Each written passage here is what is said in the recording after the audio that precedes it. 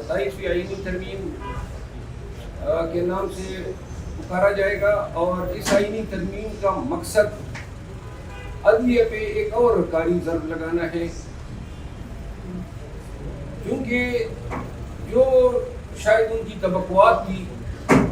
कि 26वीं आईनी तरमीम से शॉर्ट टर्म मकासद पूरे होंगे, लेकिन गुज़िश्ता 3-4 आयाम की डेवलपमेंट से उनको ये खदशात पैदा हो गए हैं कि गोया इतना ही काफ़ी नहीं है, मज़ीद कार्रवाई करनी होगी ताकि सुप्रीम कोर्ट और अदलिया पर इनकी गिरफ्त मजबूत हो। तो लिहाजा जो 2 मोहतरम जज साहिबान इनकी नज़रों में खटक रहे हैं, जस्टिस मंसूर अली शाह साहब और जस्टिस मुनीब अख्तर था, अब ये कॉन्स्टिट्यूशनल बेंच इसका हिस्सा न बने, इस हवाले से अब ये आईनी तरमीम की कोशिश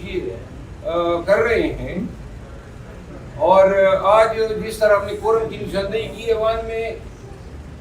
और जमीयत उलमाए इस्लाम के मेंबरान असम्बली ने हमारा साथ नहीं दिया, करके वो अपोजिशन में फैलाना पसंद करते हैं, तो इससे हमें अंदेशे हैं कि शायद मुल्क की मफाद में एक दफ़ा फिर वो नई तरमीम का भी साथ दें।